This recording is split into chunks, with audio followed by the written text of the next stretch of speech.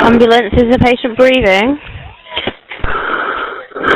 Hello, is the patient breathing? No, I think he's dead. Okay, just tell me exactly what's happened. And my son, he's got epilepsy, and I think he must have had a seizure in the night. He's dead.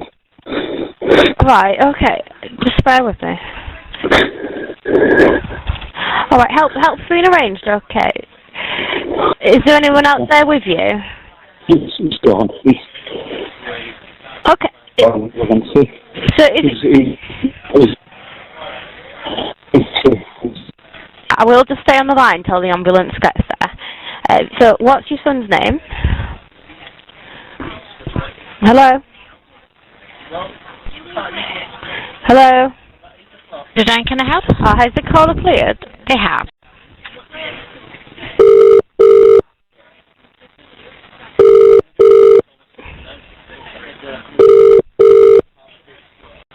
Hello? Hello, it's the ambulance service. Yes. Okay, so what's his name? Peter. Peter. What's Peter's surname? Doody. And what's his date of birth? It's wrong. Preventable is the 8th of July, 1997. Okay. Is there anybody in the house with you, Andrew, or is it just you and your son? It's me and my wife. Okay. So do let me know if anything does change, okay? And if you just tell me when the ambulance gets there. We have got a crew travelling as an emergency anyway. Just stop it. Just can't happen. It really can't happen. This wasn't supposed to happen. He was so good in his meditation. I'm fucking disappointed. Oh, this happened. I'm going to get viral.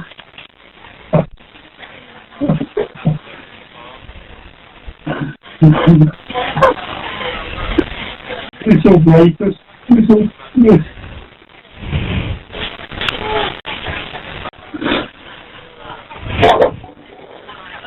She's got torturous. She's got absolutely torturous.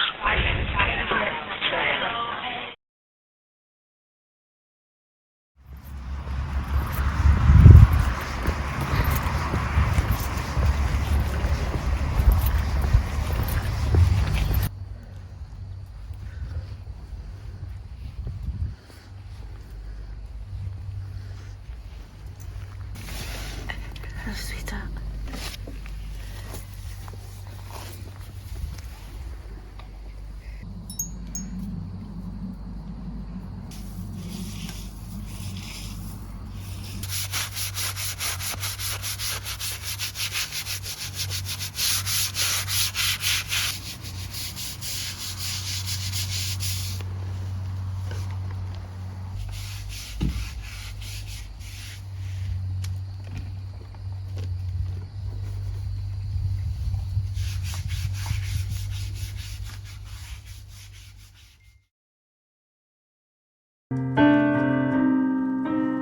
Peter was only 21 years old when he died, and aside from his epilepsy diagnosis 4 years prior, was an otherwise healthy young man with what hoped to be a long and meaningful life ahead of him. It was only after Peter died that we learned for the first time of sudden unexpected death in epilepsy.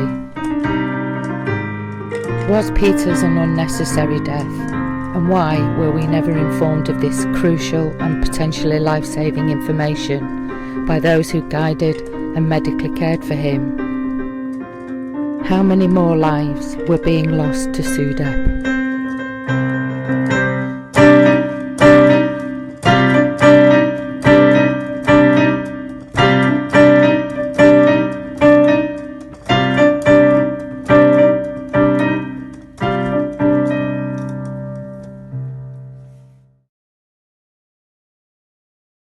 I wanted to meet parents who had lost a child in the same way. Did they know about nocturnal seizures that, if not urgently attended to, could result in death? Did they know about SUDEP? Had they been told? I reached out and during a period of time met with 5 mothers.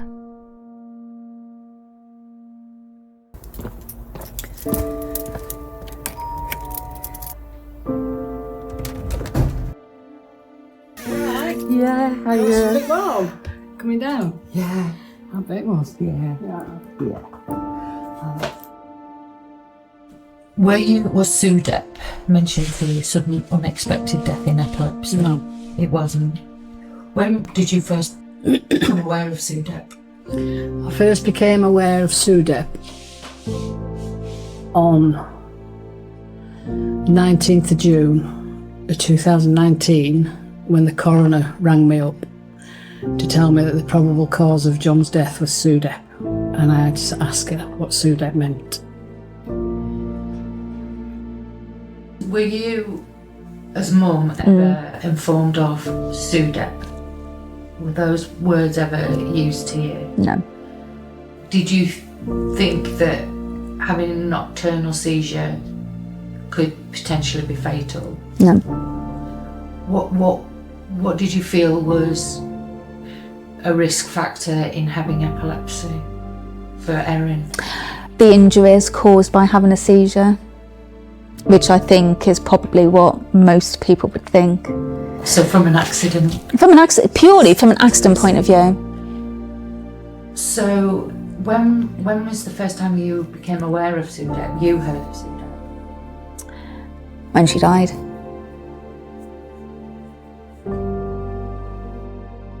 The coroner had to ring me to say, Rachel, you need to arrange for James's body to come back after the post-mortem. Nothing was found in the post-mortem, nothing at all. He was perfectly healthy. So Laura, the coroner, rang on the morning of James's funeral and said, look, it's SUDEP. There's nothing there, nothing to show, there was anything wrong with him at all. So we have to call it SUDEP. And that was the first time I'd heard of SUDEP. Never heard of it. Never ever heard of it. All they banged on about was status epilepticus. I never, ever, out of no one's mouth, ever did I hear the word SUDEP. Ever. Nobody ever said that to me.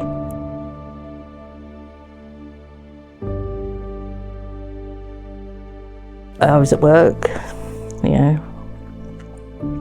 My sister rang me and said, you need to come home now. I could tell by her voice something wasn't right. And I wasn't being facetious. I said, who's died? She said, it's Chris. And I turned around and said, is he alive? And she's an ex-nurse, she knew he wasn't because she found him, and she said, I don't think so. And I just collapsed in a heap on the floor, and they sort of piled me into a car and took me home. And I just sat in the chair, and you know, I didn't believe it, and I was hoping somebody would tell me it was a mistake. So my sister said she's a counsellor, and she'd had a client at 9:30 that morning in the office. Otherwise, she said she would have gone up there earlier, but I don't think that would have made any difference by that point. And she said he always used to come down, she said, when he woke up to make himself a cup of tea. And he didn't come down, so she thought, oh, I'll go up and see. She said, and I walked in the bedroom, and she said this computer was doing the updates that he'd obviously set them that night to update. She said, and I saw his arm lying over the side of the bed. She said he was face down in the pillow. She said, and I've been a nurse long enough to know what the mottling on the skin means. And she said, I didn't want to turn him over. She said, I just stroked his head, back of his hair.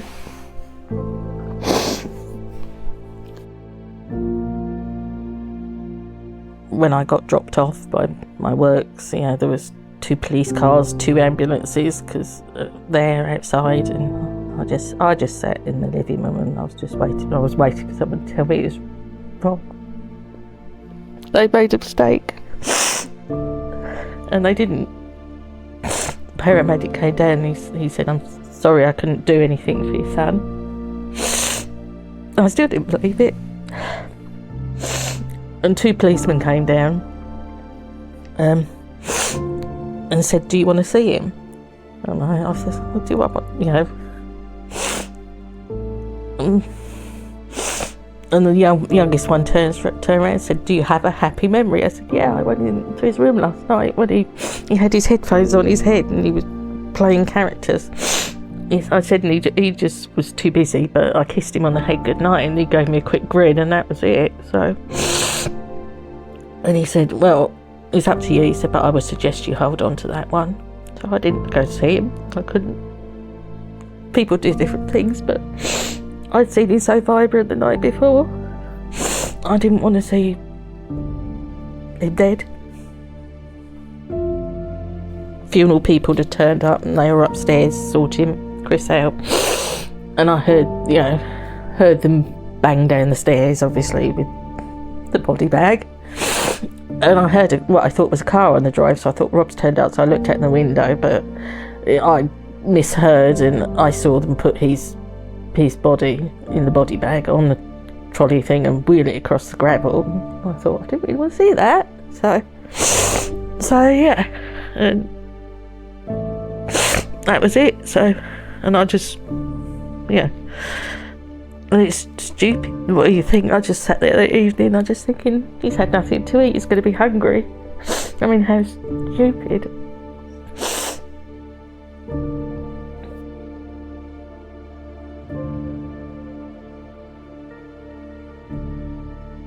I went to open the door and he'd obviously put something behind the door to keep it shut, so I pushed it open and I just went to tickle his feet and his feet were freezing.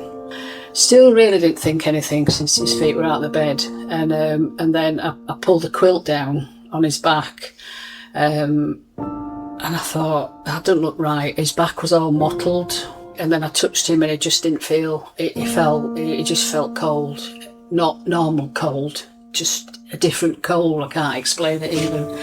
So I just turned him over and he was his eyes were closed and he was unresponsive. And even then I was, come on John, wake up. And then I felt for his pulse and I couldn't feel a pulse, and then I realised he'd gone, and I'm just going, no, I can't, no. I went to get the phone, and as I was running back, I dialed 999, and she says, "What service, please?" And all I could say was, my baby's dead.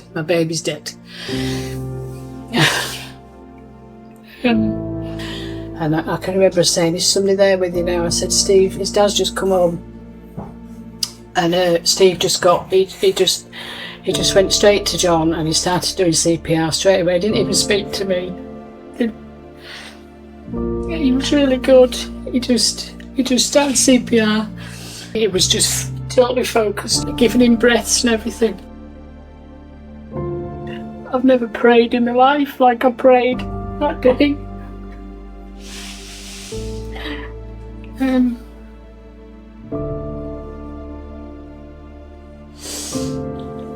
So it was 10:10 when I went in and I found him.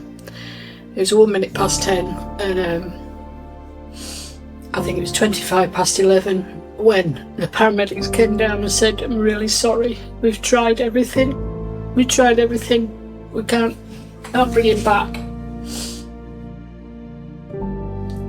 But they put him in the black ambulance, and they just came to say they were leaving.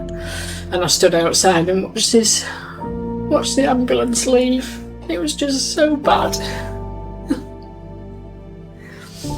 And then we were just left with this chasm of blackness, of, I don't know, just absolute hopelessness.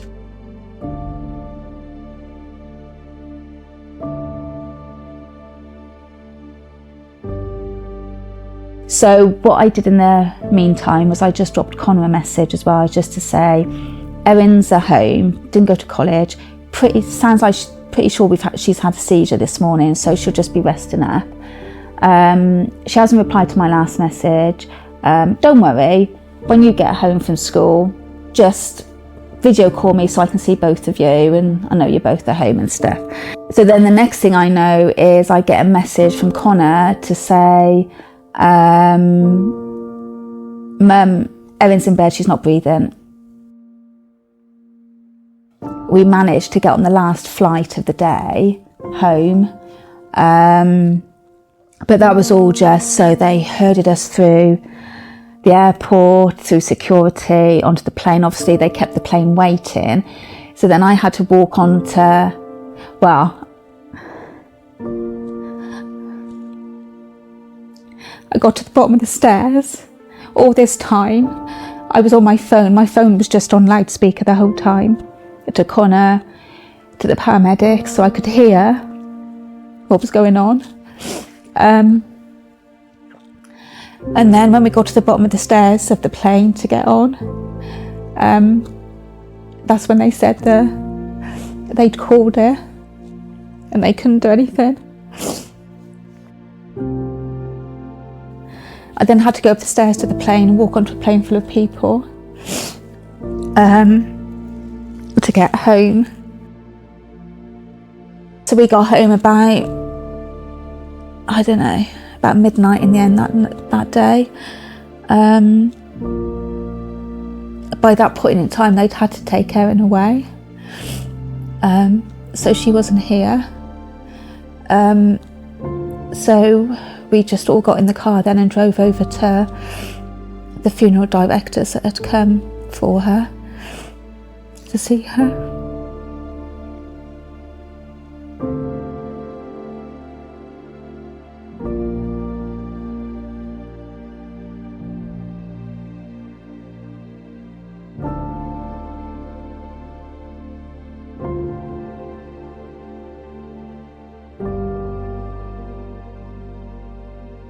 It was half term in Wales that week, so I had the day off on the Thursday, the 29th, and normal day. Gemma had gone off on the train because it was her normal college day, because over the border half terms are always different, so she'd gone off to college as normal. Grace and Luke were at home with me, normal Thursday. Phone rings, strange, there we are. Hi Dad, how are you? Yeah, no problem. Rachel, you're going to have to be very, very, very strong. And this was about 11 o'clock in the morning. And then he just said, James is gone. And I just screamed. I screamed and screamed and screamed. Grace and Luke run in. And obviously none of us can believe it. We just can't believe it. And I speak to Dad for a few minutes, and he's just like, and I'm like, no, just no. It can't be, it just can't be.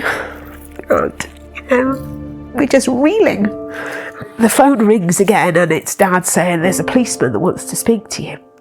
And the policeman says to me, what undertaker do you want to use? And I'm like, what do you mean, what undertaker do I want to use? I've barely heard 10 minutes ago that my son is dead, and you're asking me what undertaker I want to use?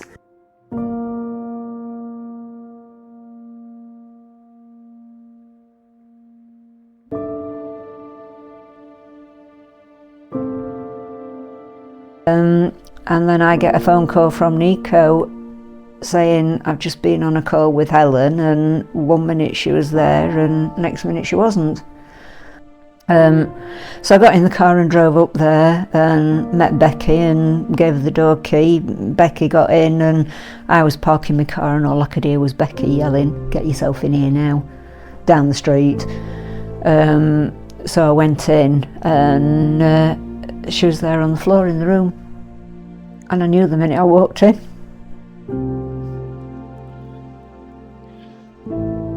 I knew straight away, I knew she was dead.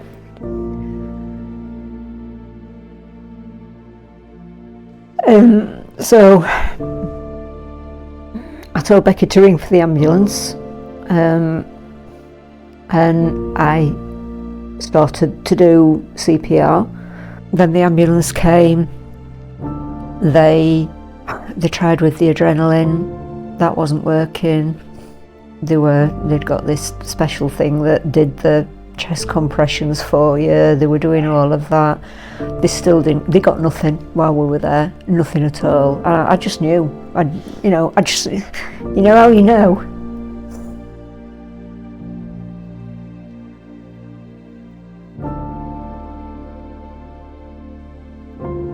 And then when we got to the hospital, They actually came round to us and they said, she's going up to ITU.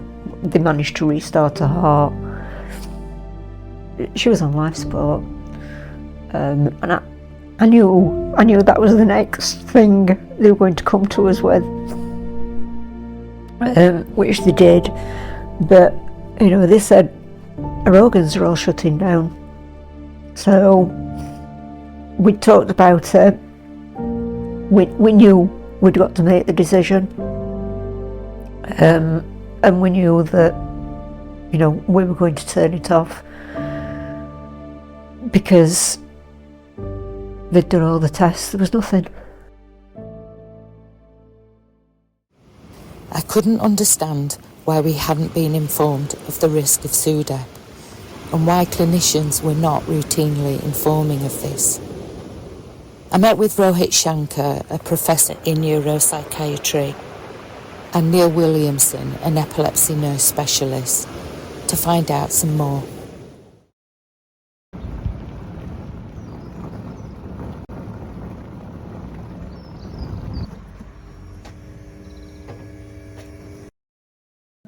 Joe, I can't imagine what you're going through, and it's really scary, I think, for somebody like me, because in you and your loss, I see my children, my family, and I can't even think about how I would cope if something happened to my son or daughter in that sense. And there you are sitting, so I definitely think someone like you is very brave. So at a personal level, that's it. At a clinician level, I always question myself as to whether services are doing enough. The awareness is so poor. It's so, I mean, everyone knows epilepsy. You go and ask the person on the street, they say, oh yeah, epilepsy. But you tell them, well, do you understand about asthma? They'll say, of course we know asthma. And then you ask them, well, which is the more dangerous? They'll usually choose asthma. 6 million, 5.3, 5.5 million people live in UK with asthma, and sadly around 1,300 die because of asthma. Like for like 600,000 people live with epilepsy, and almost the similar numbers die because of epilepsy. So 8 to 10 times bigger killer in epilepsy, but you don't get people talking about it. People always know someone who has epilepsy, but they never connect it with the possibility that that person might potentially die early. So, what we do know, the known knowns in a way, is that generalized seizures are the main culprits. And generalized seizures, having more than 2 per year, raises the risk 5 times of SUDEP, 3 times a year, 15 times, and God knows after that how many and things. So you know that. The second thing which we know is most people who die when they are alone, and 70% of the deaths happen there. And we also know that nocturnal seizures are a major killer in this. The fourth issue which we know is that compliance plays a role, mainly because if you think of it, if you don't take your tablets regularly, you're more likely to have big seizures. So now we know these are sort of more definite factors. Then what we know built on that, on the background, is those probable factors which influence these 4 things. So we know that stress and this thing can have a knock-on effect, alcohol can have a knock-on effect. So it's about the next layer of it. Now, it's always very difficult, because I think the way clinicians like me see people is, even in the best of times, I'll see somebody maybe 3 monthly or 6 monthly. So you're not at an intersectional point of being there when people really need you.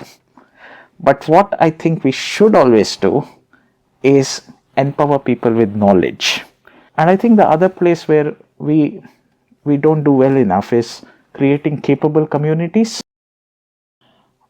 It's almost like we keep trying after 18 to empower someone like Peter, and especially when people migrate between environments, that's the way I would put it as, and there is a lack of the background information, I think it just makes them more vulnerable. We can't stop people like Peter from going to university. That would be unforgivable. The safest ship is the ship that never leaves the harbor. But equally, we need to make sure that when they do leave the harbor, adequate checks and balances are there, and again, I mean, it's things like, it's not just the university, is it? It's university, he might go to the local pub, he might go to the swimming pool locally, he might tennis courts, so many environments. But equally, there needs to be one person out there who understands and knows Peter. And I doubt that would definitely be a clinician.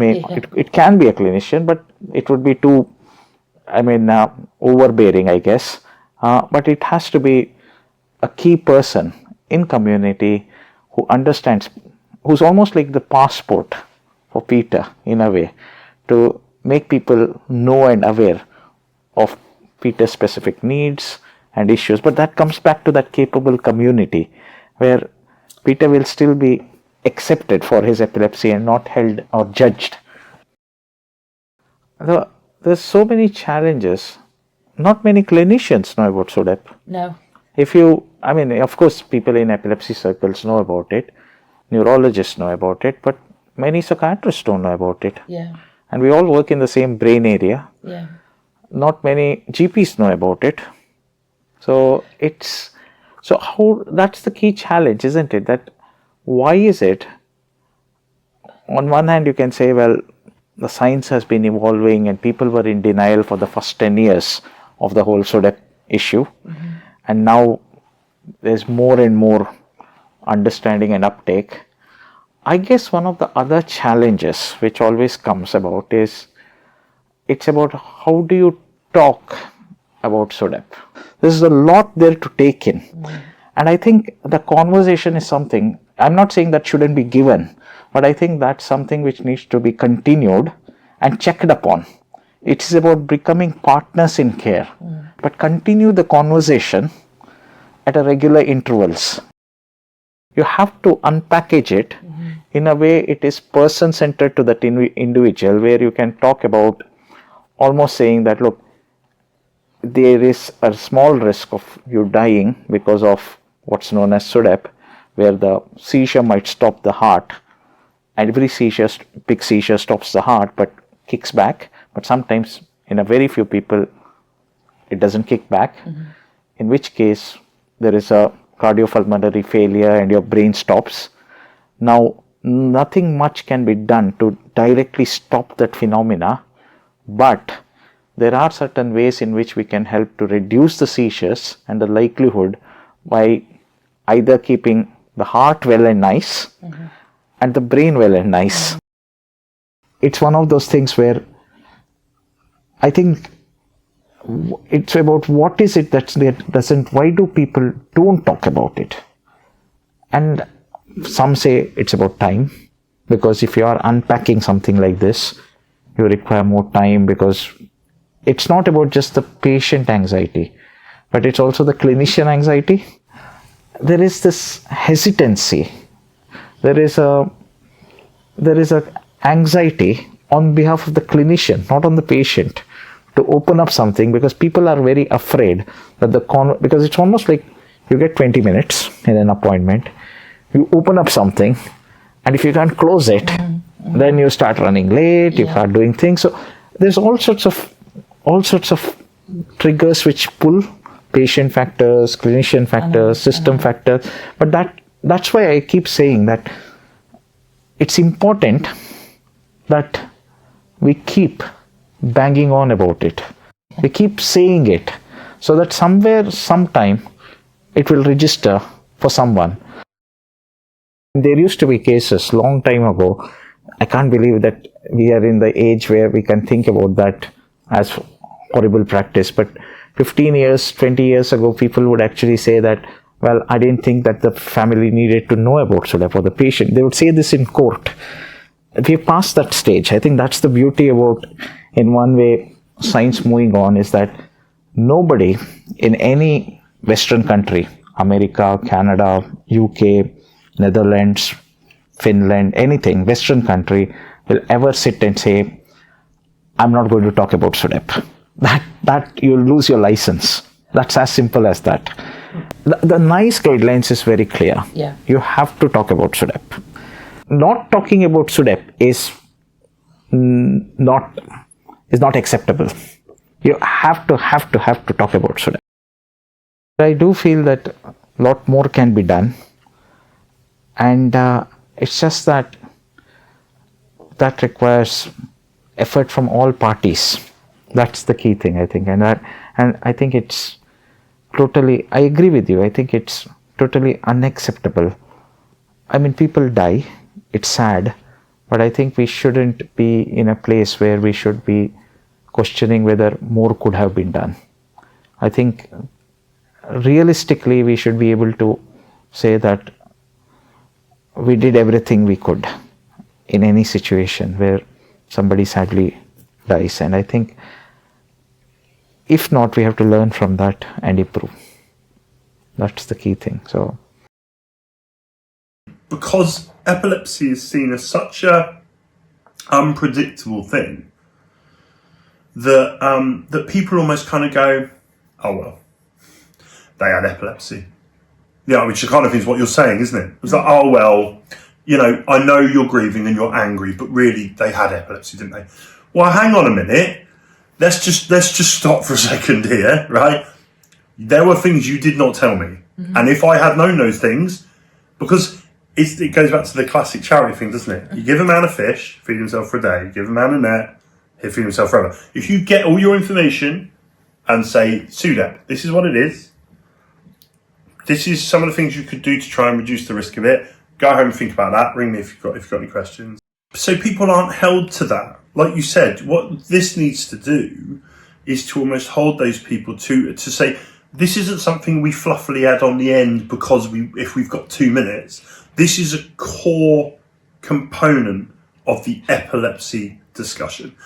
Because people say, oh, I've only got 20 minutes, you know. I've only got this, I've only got that. No. So I agree with you. And I think these pictures, these beautiful pictures, or not so beautiful pictures, this is the reality of the currency of us not being held to account. That's why SUDEP, that's why some expect it as being the thing that causes the most epilepsy-related death needs to be front and centre. We need to give everyone the information, regardless of their risk, and explain their position of risk.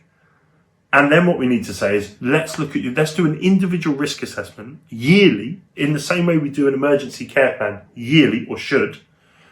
Let's look at a SUDEP plan every year for you. So in the same way you've got this IHP, this individualised healthcare plan of your seizure plan, midazolam at 5 minutes, whatever it is, we also need a SUDEP risk plan.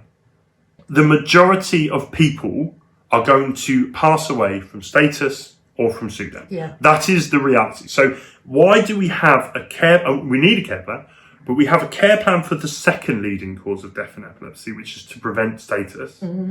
But we don't have a SUDEP plan. Yeah. And if we do have that SUDEP plan, it seems it is not written well enough to make people understand that everyone has a SUDEP risk. Yeah.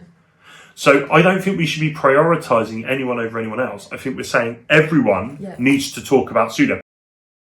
Let's have that yearly SUDEP conversation again. And there may be other periods in the year where those conversations need to take place. But right now, this is the minimal set of conversation about SUDEP, because we need a formal plan. I think that is the only way that we are going to sort this out, is that we need a formalised SUDEP national, or at least the idea is that, because we don't have any care plans that are the same, everyone's care plan, epilepsy emergency care plan is different. Everyone's status epilepticus plan is written by the local doctor or nurse, which it shouldn't be. We should have a national framework. But within that, we need a SUDEP care plan. We need a care plan that is a risk assessment tool which says this is how we have engaged in a conversation with families and young people or adults about SUDEP risk. And if the person has chosen not to, because what it is a lot of clinicians say they're writing it as a SUDEP discussed. But what does that mean? What does that mean? No, they talk about risk. Yeah, exactly. Because what it is, they've written SUDEP, but they didn't really talk about SUDEP. I think that SUDEP has many underlying causes. I think one of them is cardiac. I think one of them is definitely about having a seizure when no one's there. I think there's definitely one about that mechanism of breathing re-kicking in, particularly at the end of a tonic-clonic event or a clonic convulsive seizure, where there's that moment of, and then it's like someone's rebooted the computer.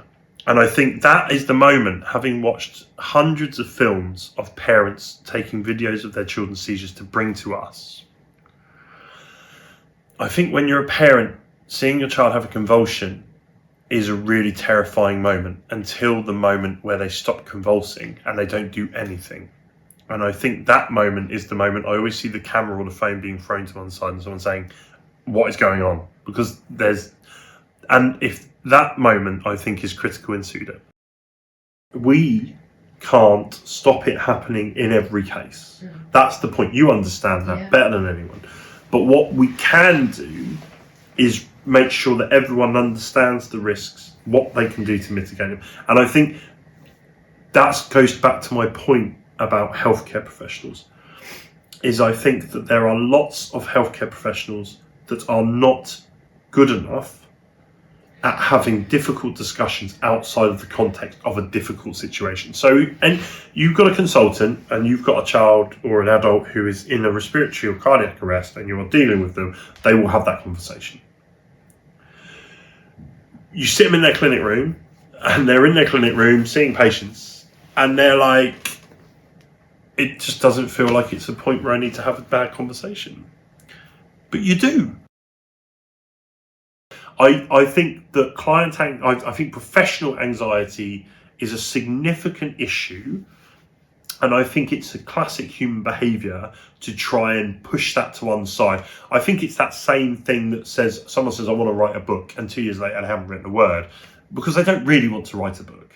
They just said it, right? And in this case, people say they want to talk, I want to be a good professional and I want to safeguard my patient, but I don't really, so I'm going to put excuses in the way. I'm going to say, oh, it was a busy clinic.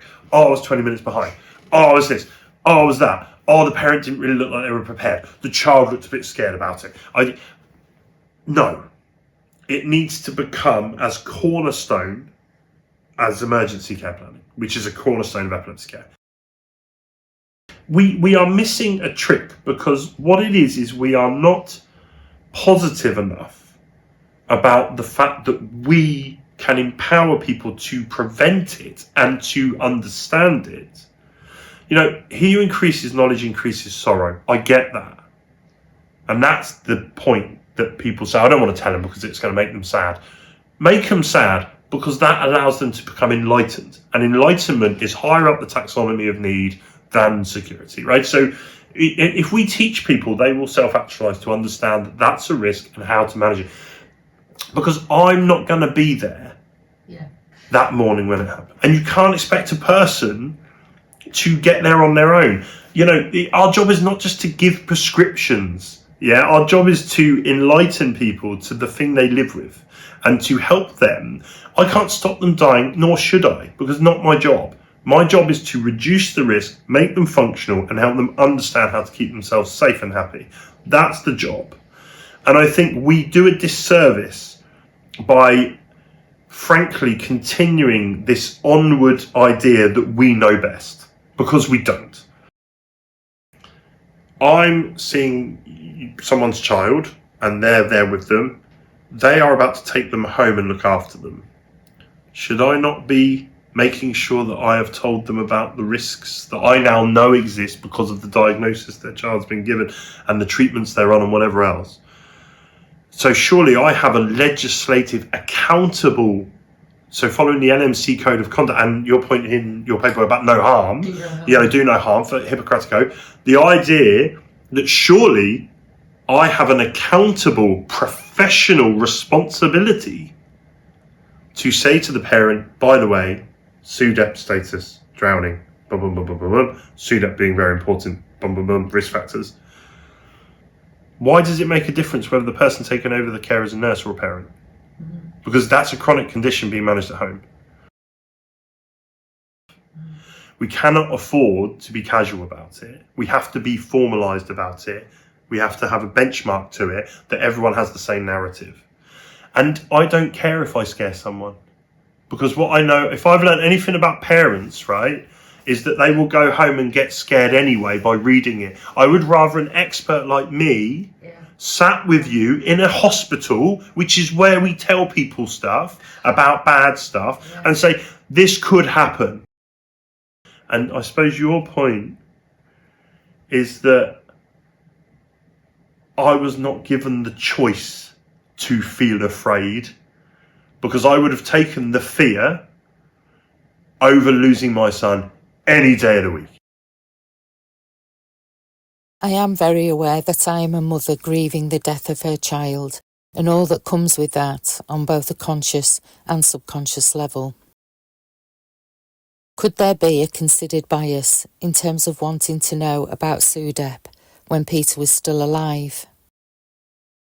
I therefore reached out to 2 mothers of adult children living with epilepsy to ask them, would they want to know? Nothing about SUDEP, not one whisper. And so the first I knew about that, this is really hard to talk about. So we were on holiday in a holiday let, and all 3 of my children were watching Jeremy Kyle whilst I made pack up to go to the beach. And on Jeremy Kyle there was a family who had lost a child to SUDEP. And they would be then at this point, I don't know, 15, 12 and 17. And they're watching really, as they did every morning whilst I'm rushing around to get the beach stuff ready, to have this lovely time, spend long days on the beach and evenings with barbecues. And then my son, who's probably 16, 17, turns around at his brother and said, Mum, watch this. And we stand there and realise that you can actually die in your sleep with epilepsy, but we didn't know. And this is nearly a year after his diagnosis, and no understanding that uncontrolled seizures are going to raise those chances so much. But the problem I see it was that we had to find that out in that way rather than having it explained to us. Having it explained to us in a medical, accurate way, because the result of it is that he doesn't really pay any heed to the fact that he has epilepsy or that that could happen in his sleep, because I think the medical profession didn't set the tone right at the start. There was so understandably, through fear or through thinking it's worse to know, it meant that he hasn't really taken proper care of himself. In the here and now, what is your understanding of SUDEP? Have you had a clinician explain to you? No. I think my understanding has been built around researching it. I think if he'd have said, or we'd have been called back soon after for to be guided properly and given all the information, it would have been upsetting. It would have been frightening to think that he could die from SUDEP. But I already knew that the chance of having just an accident through a seizure without SUDEP could lead to death, because you see somebody have a seizure, the way they fall, the way they could hit the head, the way they could fall into the traffic, the way they could drown. So it's not really that much of a stage on, is it? You've already know that they could die. It's just it's information that would help you. And even it's the fact to find that information out through another source is more frightening than hearing it from what we deem to be a profession who know what they're talking about. But there is a mental block with him about the medication, because there isn't he hasn't learned the sort of the skill, because he doesn't pay any heed to the severity of epilepsy, or he does and he blanks it out, because there's nobody along the way, I think, has made him feel really that he's almost like valuable enough or important enough. If the issue comes from the awkward conversation and how the clinician feels about it, then it lies with their training, and they need to have support and look to other areas in medicine to work out how best to deal with it. But any kind of secret will always come back and cause a problem for people, I think. It's interesting you use that word secret. That's what it is, isn't it? Because they're keeping a secret. Because it's uncomfortable. It's, and it has been a huge support to me talking to another mum. And I know it's really hard because of Peter having died. But Adam's only one sleep away from that every night. And I know that. So I don't want to be you. I don't want you to be me. The other aspects of safeguarding was things around sleep and SUDEP. Was that mentioned? So yeah, SUDEP we asked about, because obviously you got quite early on. We went on Google. Okay. Mm-hmm. So I think this was still when he was in private care, right, before he was referred.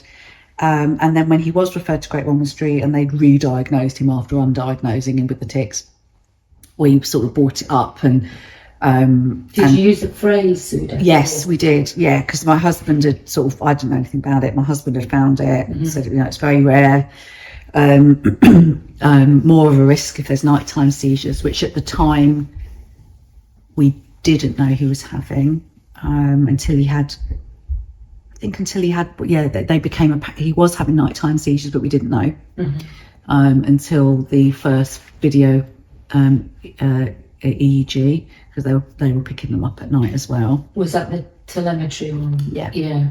So if you hadn't have had the telemetry, you wouldn't have known. No.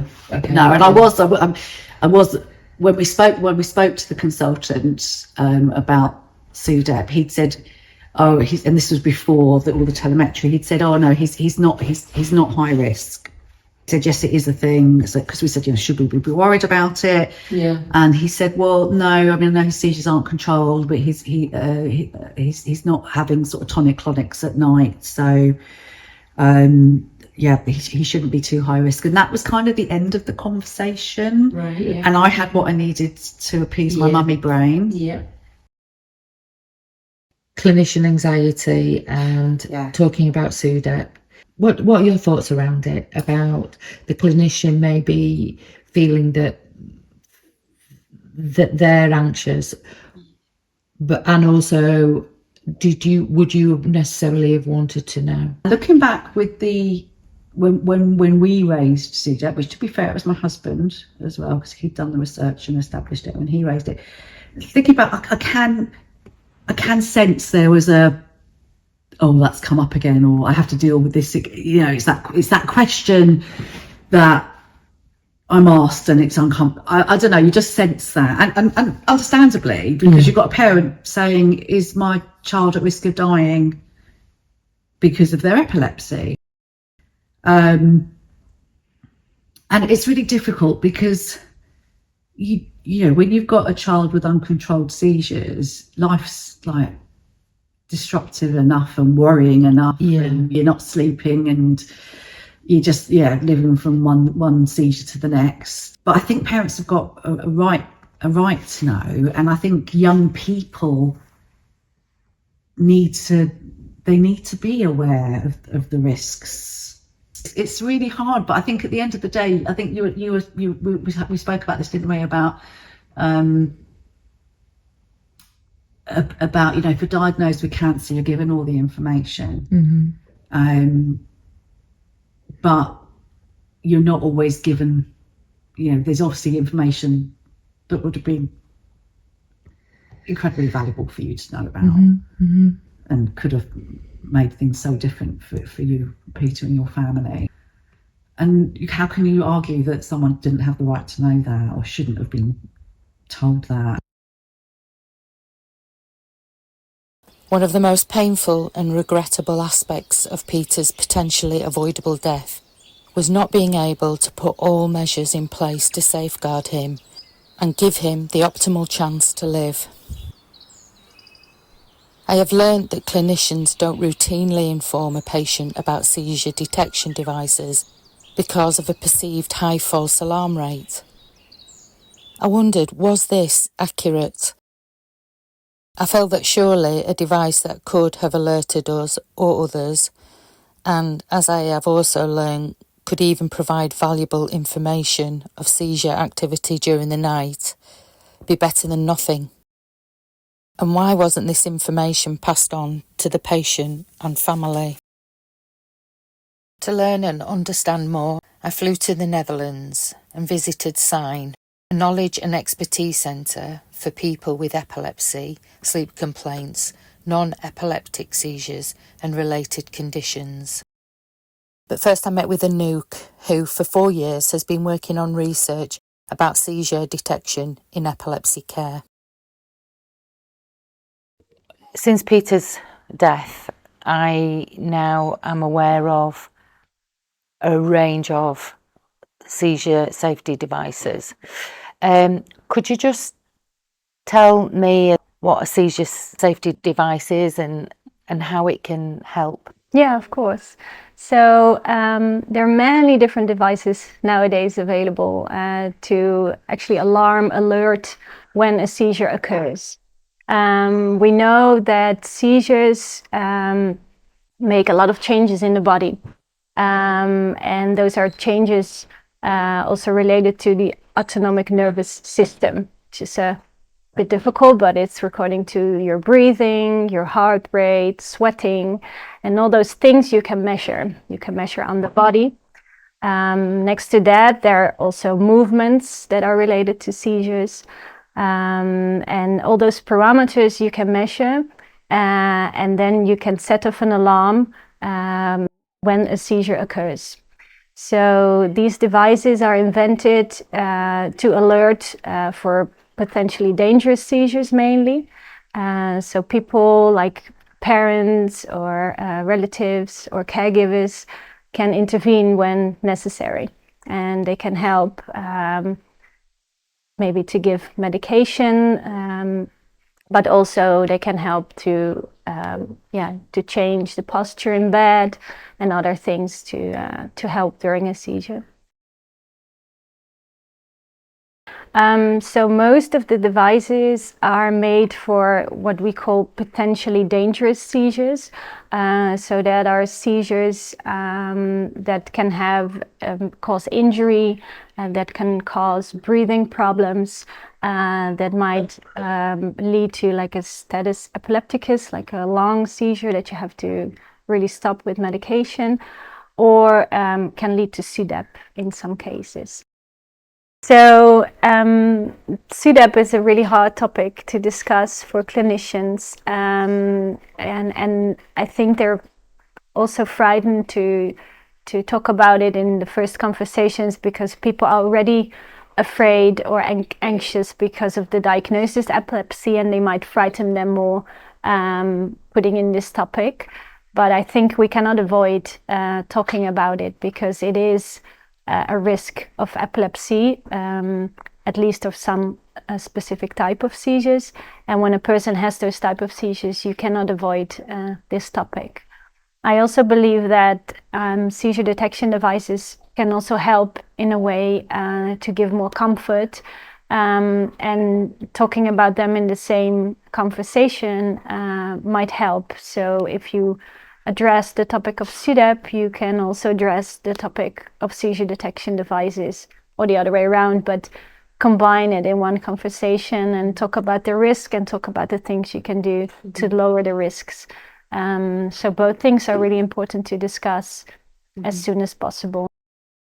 None of the devices available are like 100% accurate, so there will always be a chance that a seizure might be missed. But in the case of no detection devices at all, there's a much higher chance that the seizures will be missed. And so I think it is a role of the clinicians or nurses, epilepsy nurses, to inform people about them, but inform about everything, about the potential risk, about their accuracy, and just give the information, and then it's up to the people with epilepsy and their caregivers if they want to start using them or not. But at least they should be informed, I feel. So I started to counsel, and I first was sort of struggling with conveying the message because you don't want to scare people off, and that was sort of the discussion within my colleagues. They called me sort of Dr. Death, so the one who wants to promote this discussion. What's the use of it? But over time, I found out my way of conveying the message without scaring off, because I think there's so the way you communicate is very important. So it should not be that I am discussing it just to tick off the box and give the problem to the family, who are then indeed scared off. I think the key towards the conversation is taking shared responsibility. So also taking yourself as a doctor accountable or responsible for this situation. So you share your concerns and you make a shared plan on the future. So this is the situation. These seizures are scareful, dangerous, etc. And this is what parents and partners already intuitively experience. So you confirm the intuitive experience, so that's not news. You express your concern as well, and you say we take an action plan to eliminate as much as possible as is in our hands these seizures. And this also means that if we schedule a new appointment in 6 months' time and something happens in between, particularly this type of seizures, I want you to contact earlier because I want to know about it. And by doing it in this way, for me, it became more natural, and I think the whole impact of the counseling and the potential disadvantages of scaring off goes down, because you still you share the concern and you make it actionable. So if there is some situation where the seizures are uncontrolled, increase the dosage, and seizure detection is also a possibility to discuss. And in my opinion, knowing that this risk is there will make your evaluation different. So your decision will differ if you know the risk.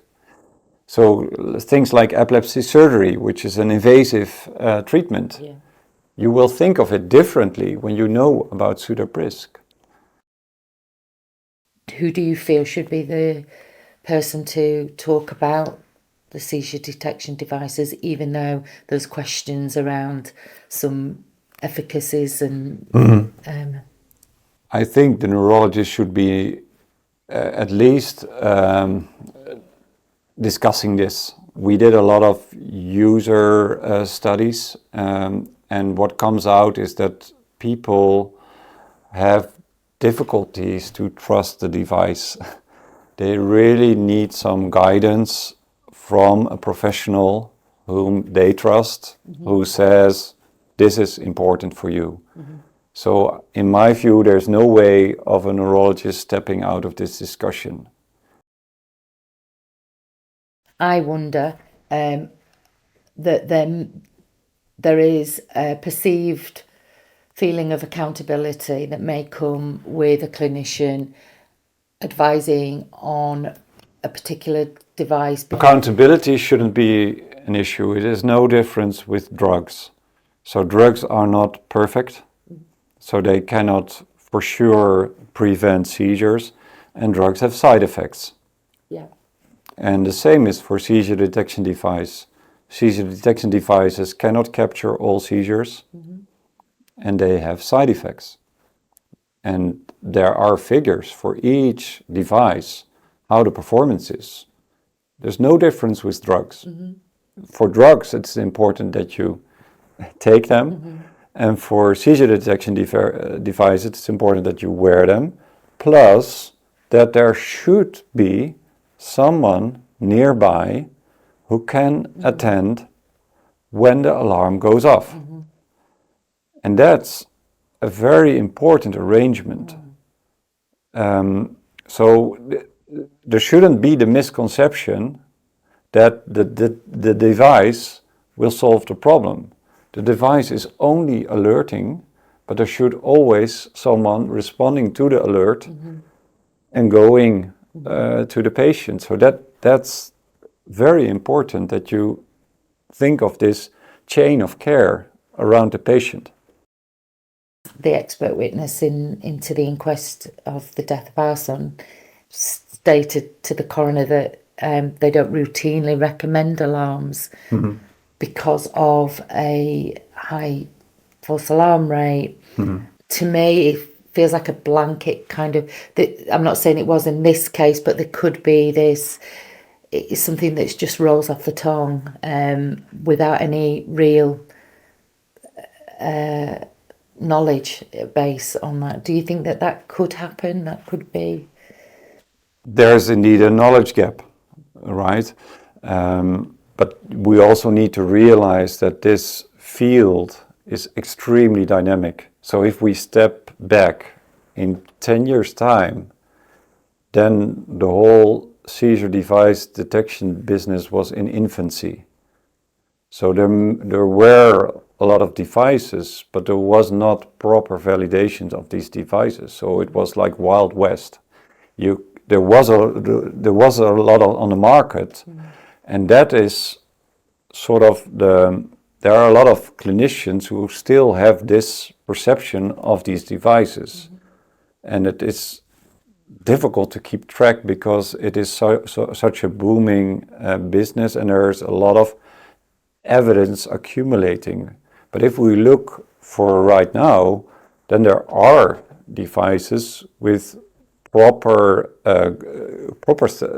performance data where you can inform about.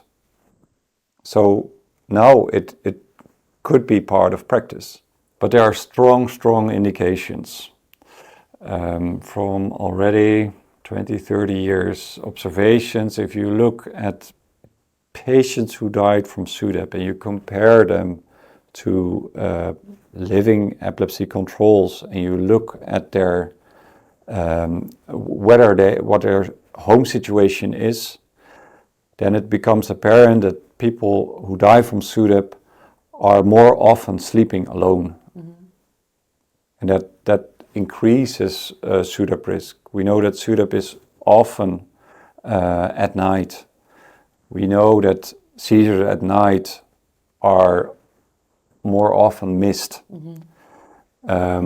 We see people lying in a position mostly prone, which suggests that this that there has been a seizure, but it also ended up in a situation which may have contributed to death. And if you would attend to a seizure, you would avoid this. You would turn someone. You need to have a sort of holistic approach to this process, and that that makes it so important to have these consultations. So that's why I had a very firm response to your question on who needs to inform about seizure detection device. It is the neurologist, because we need to have a full view on the situation in the family home. And when it comes to this, you need to account for all the other things that play. There'll never be an ideal in life. There's never an ideal. But my worry is that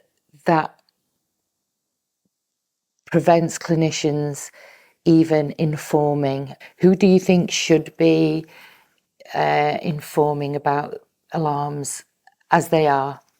Exactly. No, I understand the question. So, in my opinion, it's extremely important that the clinician informs the patients on the risks of SUDEP. Obviously, the question then arises, okay, what to do? And to that respect, everything is better than nothing. Yeah.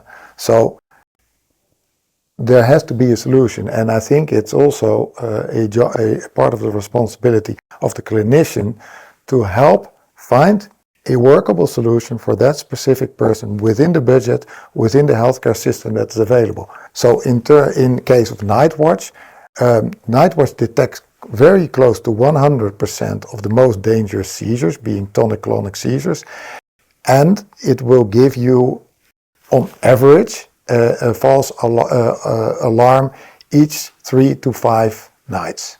And for the vast majority of our users, this is a very good balance. Yes, yeah. Parallel to that, we as manufacturers are really working and pushing to get it into the pathway, the official pathway, and into the reimbursement, because ultimately this is the solution we have to go for. So there are now a growing amount of countries where seizure detection device is part of the patient pathway. For example, in Germany, almost all healthcare insurance companies reimburse Night Watch. So this is a huge step forward. What I can tell you is what we have learned about this subject, and we have shipped thousands of devices to people that have a problem. Dangerous seizure during night. Some of them have one seizure maybe per month. Some have daily seizures, multiple seizures per day. Some only experience one very, very dangerous episode and are in so much stress that they want such a device. This whole group of different, let's say, profiles come to us to try out the seizure detection device. We offer a 30-day trial, so people try it out, and if it don't fit their life for whatever reason, either false alarms or whatever other reason, they return it. And I can just honestly explain to you that we get about 10 to 15% of those returned. So what does that show? This shows that it's actually true that not one seizure device does not fit everybody. But for the majority of the people, after they tried the seizure detection device and they made up the balance, okay, is the cost outbalancing the benefit that I feel as an increased safety, less threat, outbalance the cost? Well, in the vast majority of the situations, this is the fact. So, and the neurologists also know that after they've experienced this a couple of times, so that they can then also recommend it. So this is an important thing to try it out. And to your other comment on the portal, let's say, if you look at Night Watch as a device, the ultimate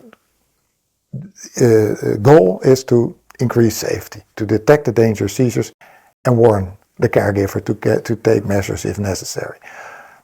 But as you say, there's other benefits to it, because it will give you more insight in what happens at night. So so you have more objective information, because we know that without using a proper supervision, like a seizure detection device, over like 65 to 70% of everything that happens at night in seizures are missed by caregivers. So this is very important to to get more insight and to know what you're up to. And to be able to respond to an alarm, to get assistance. Exactly. Urgent assistance for your son, daughter, partner. Yep. To give you the starkest example I can of institutional problems with this subject, when I entered my epilepsy job, I was told very clearly in one conversation or another that we don't give advice on monitoring. Because the reason we don't give advice on monitoring is because we don't use them in healthcare, we don't fund them, we don't pay for them, so giving information about them makes us accountable.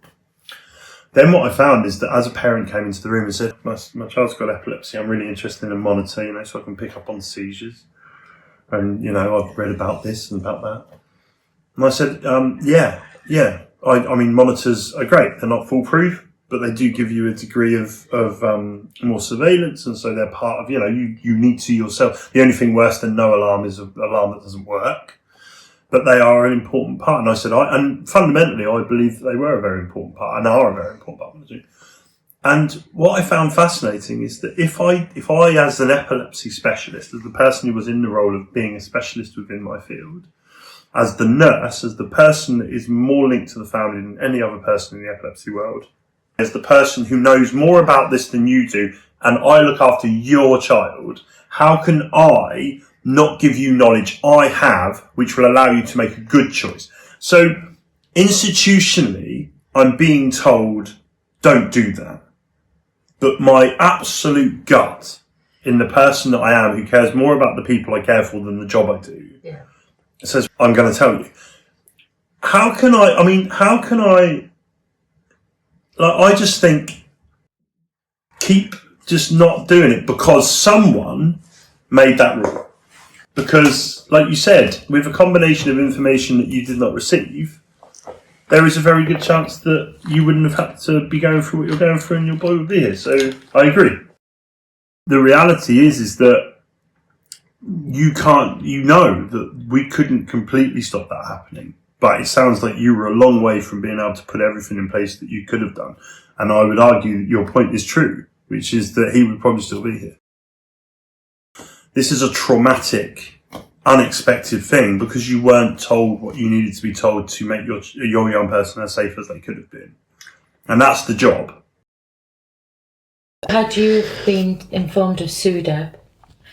Oh, we would have had monitors, we would have had everything we possibly could have done to make sure he was all right. How do you feel about not being given that information to best safeguard? I'm angry that I can't change it now. I'm angry that it's too late. I'm angry that I wasn't informed that it was a possibility. Yes, the SUDEP care or lack of SUDEP care was non-existent, and it is frightening to think that other parents are going to have to go through this in the future. I would have definitely made sure that things were in place, but certainly it would have gone down there with a monitor and one of these telecare alert systems in place. If you'd have known about SUDEP, Yeah. you would have been able to have a monitor. Monitor, exactly. Or you would have been able to get a Anti-suffocation pillow, all of that, exactly. It's all attempts at trying to prevent something happening. Mm-hmm. And I didn't try to prevent Erin dying, and I could have done. You know, if there's things out there that you're being told could help or may prevent, you're going to do it. They're your child, aren't they? So you're going to do it. You do your utmost to protect them. Our children are no longer here to ask, would you have wanted to have been informed of SUDEP? They no longer have a voice. And so I met with Eloise, a young woman living with epilepsy, to have a conversation with her and for her to perhaps be that voice.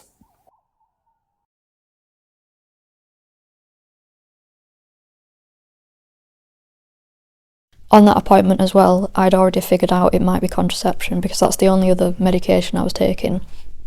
And so I'd actually gone there with a list of ones that I'd looked into that can be taken. But when we went through the list, there was a lot of meds that they won't put a young woman on. And then there's a lot of contraception they won't put someone with epilepsy on. So I was like, I have to stay on these meds and I have to come off this contraception. And so they made me agree to see a GP about it and to like come off like the contraception and stuff. But I think it was also, I think it was possibly that appointment as well where she said that because I'd had a long seizure and needed an ambulance that I was now high risk for SUDEP. And I was like, what on earth is SUDEP? I was like, I've never heard of this. I knew like people need ambulances for seizures. I know they can be serious. But I didn't know like there's a risk of dying during or just because you have epilepsy. So I was sat there and I was literally looking at her like, what do you mean by that? And she was like, so it's this phenomenon kind of like SIDS for children, like with children. And she was like, so basically, like, I don't think she explained what puts you at risk other than saying that it's because I had a longer seizure and that needed like medical attention. So I was like, that makes sense, it's lasting longer, your brain's affected for longer. She didn't really explain the mechanism of SUDEP, like why it happens, just that they don't really know. It's rare was the main thing that was pushed, was that it's really rare, so I don't really have to worry about it, but you are at high risk. So I was kind of like, that was a bit mixed. I don't think because it's rare they should make it seem like it's not a problem, because it's like you're then like, oh well, if it's rare, like I shouldn't really worry about it, I don't want to stress about it, it'll make things worse, like I'll panic more. But I think the opposite's important, to be like, although it is rare, we want to try and prevent it from as many people as possible, so this is how we can try to do that. You know, just because it's rare don't mean it can't happen to you, type of thing. So like, letting you know the statistic is a statistic. You can't like really put that into context other than there being like, oh, this many people. So those people are then treated like numbers, and then you don't know how to apply that to your knowledge. Like, you don't know how many people have epilepsy, you don't know how many people are diagnosed, you're just told that only a small percentage of people die from it. And then it's like, it's on you now to try and prevent that happening, even though you're not told how to do that. It was only that one appointment when I was first told. After that, there's never been a mention by neurologists or anybody. So they didn't check in to see your understanding or knowledge or... No. Were you ever sort of given any suggestions like shared sleeping? Yeah. Or to know that you may be looking to a monitor of some kind that can just alert somebody, you know, in case you do start to have a seizure. Mm-hmm. Was any of that kind of suggested? I wasn't even aware that there was monitors or alert options. So it took years before I even discovered that there's a way to let someone know when you can't yourself. I think everyone should be informed. It's like if you were to be diagnosed with cancer, for example, they're going to tell you the treatment, the risks, like your outcome potentially, like that kind of thing. They'll tell you all that, even though that's a huge diagnosis, a very scary time. They inform you of all of that. And they'll say it again once you're able to process it as well. When you get diagnosed with epilepsy, you're not really told how serious it is. Do you think there is kind of a point in their thought process, clinicians, to not inform a patient? I think, I'm not sure what their thought process is, but I know that it's probably partly due to that being quite an uncomfortable conversation for them, and not knowing necessarily how the person being told is going to respond and how they're going to have to respond back. But I'm thankful that I did get told, even if it was quite a shock at the time and it took a while to sort of wrap my head around. I think it's more harmful for people to just not know about it. because then they can't do anything about it to help themselves. So it's scary to be told it, but I'm glad I was told it eventually. What do you feel that information wasn't shared? Well, I don't think they've got the right to gatekeep like that. It's not their decision. It's not their decision, is it? You know, if there's information to give, they should share it. They should share it. I've heard people say it's rare. Well, no, it's not rare. It's not common, but it's not rare either. You know, and they've got no right to make the decision to withhold information from John and from his family that could help them or not. We never know. To prevent this happening, but we'll never know because they took that opportunity away from us. They kept that information from us. Why, I just don't know. But if I'd known about the risk of death and John had known about the risk of death, things would have been different because he was a young man that liked living life, and he would have wanted to stay alive, and he would have done everything he could to do so. It's the job that's part of their job, and it's part of their skill set, if you like, to be able to deliver the worst news in the best possible way. My argument will always be they haven't got the right to decide for me. You know, they need to give me the tools to decide for myself what I can do. I don't know. It defies words, really, to me, why people don't know about SUDEP. It amazes me. You know, you talk to anybody, they don't know about it, do they? No. Don't know about it. Whether they've got epilepsy or not, they'll just do SUDEP. What's that? Why don't you talk about it so people know? You know, why is it shameful? Would you have wanted to be told of SUDEP?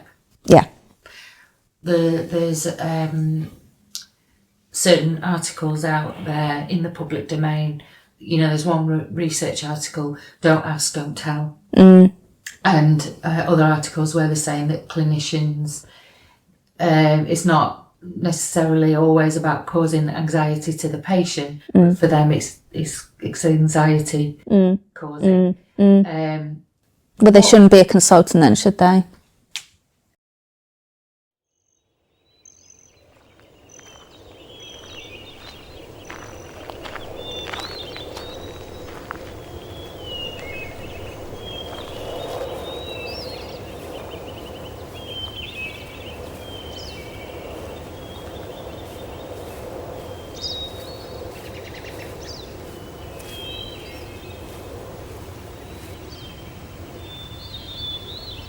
How often do you come here? It's at least once a week, generally on a Saturday morning. If I can't make a Saturday, it's a Sunday. But if it's a case of I'm very rarely away, both days, then I'll make time during the week. I'll just take, so it's at least once a week. If I'm on holiday, it's 2 to 3 times a week plus. This is where I spend his birthday morning now. So they're sitting there and opening presents with him. I'll come over here. I'll bring him a gift of some sort, some flowers or a bloodstone or something, and that will be his birthday present.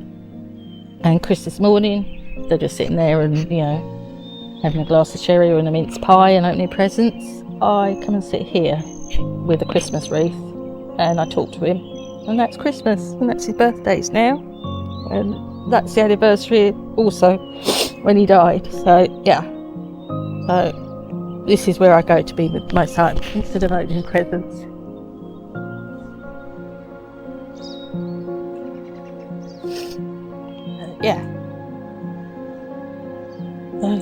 This is reality of what it is now. If I want to be with my child, I come and sit here and I talk to him, and I don't get an answer.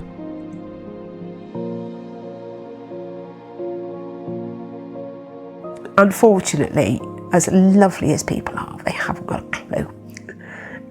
Unless you've lost a child yourself, you have not got a clue.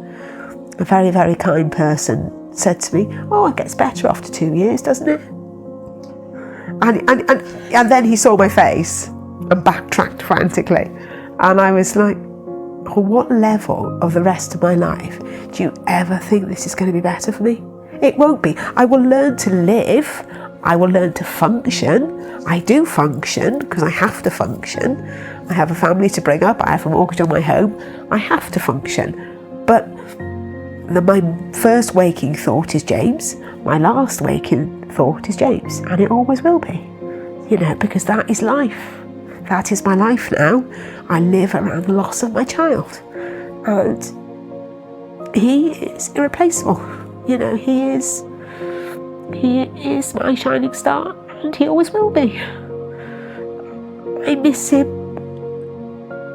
so much.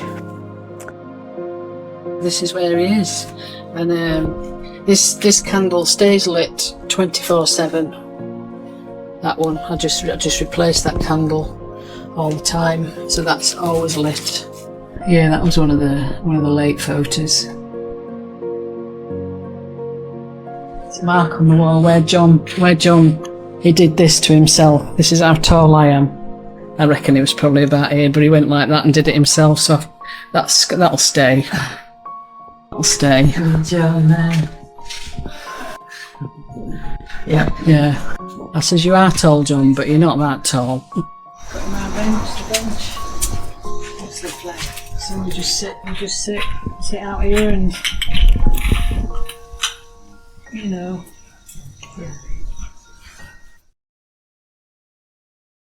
Okay, so we've got a collage here of Erin,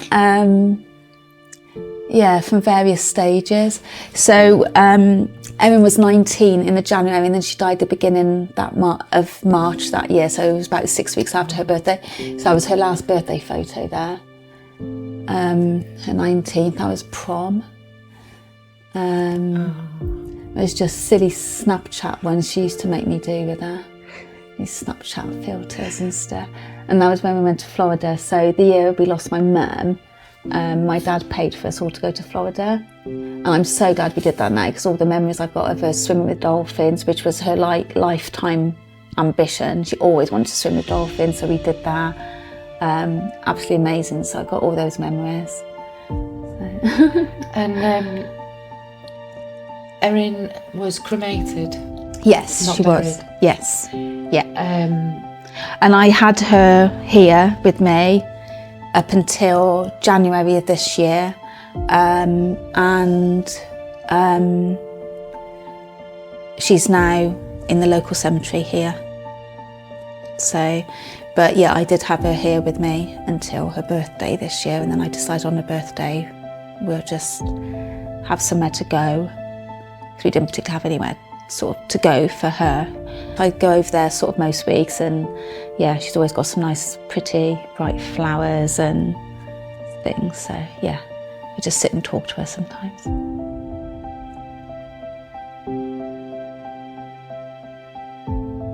Yeah, and then I've got another friend of mine got me that, and it's engraved with Erin on there.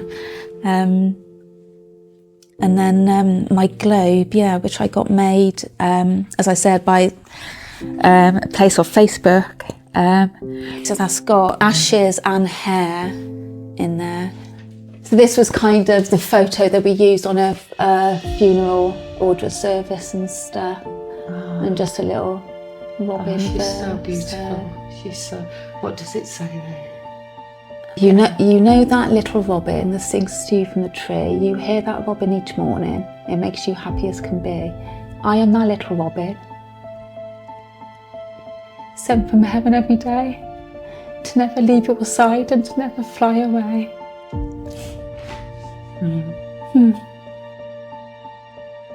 What is your reality now? Life's empty. I know I've got the boys. To start with, it was like living in a fog, and I was angry, really, really angry with everybody. I mean, me and Chris have been married for 43 years this year. I don't know how we survived. Before I leave you with the parting words of Peter's father, I wish to thank you for taking the time to watch my film. I am neither a filmmaker or medical expert, just a mother driven by pain, loss, and a desire to prevent other potentially avoidable SUDEP deaths, so that other parents, going forward, get a fighting chance to keep their child alive. I would also wish to thank all the epilepsy clinicians for the work they do, but please, I beg that you inform of SUDEP in clear terms and stop SUDEP silence. Finally, and most importantly, I give special thanks to Bev, Wendy, Rachel, Deborah and Emma for sharing in their grief, and to know that this film is in their beloved child's memory, along with all lost to SUDEP across the globe. This is a shared legacy for all our SUDEP angels. It's so difficult to communicate in a way that I don't think anybody, unless you're a parent who's lost a child, you'll ever truly understand. In that moment where your child is born, your life changes, and somebody else becomes more important than you. That child who you now have responsibility for. And as a dad, I believe that was my responsibility, to keep Peter safe, to keep Harry safe. I feel like I've failed Peter. I've failed as a father because I wasn't able to keep him safe. And I believe that was my responsibility, to keep him safe. And the guilt that comes with that is tremendous. The guilt that, comes with the fact that I'm still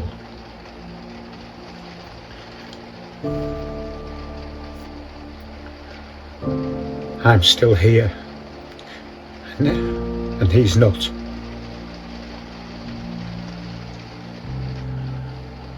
It's not right, is it, that a child dies before a parent? That's not supposed to happen. Your child will always be your child, no matter what age they are. So he was 21, but he was my child.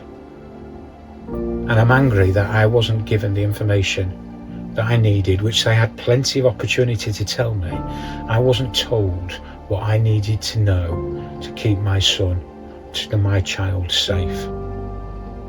But I didn't know about sudden unexpected death in epilepsy until my son died of sudden unexpected death in epilepsy.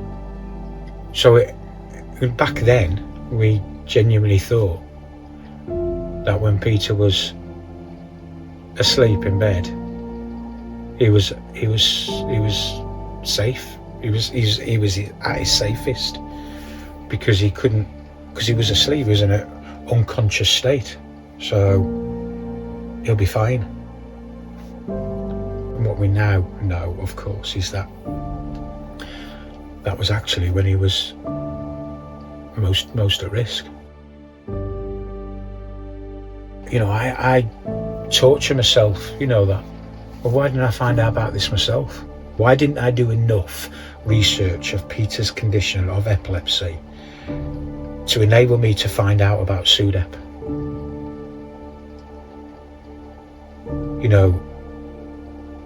This is what I now have to live with.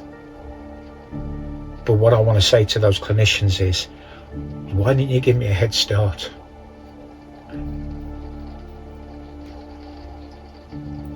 That's all I needed. I just needed a head start from you. I just needed you to say that word. Talk about SUDEP and give parents a chance to save their child. They might not be able to, but at least knowing about it gives them a head start.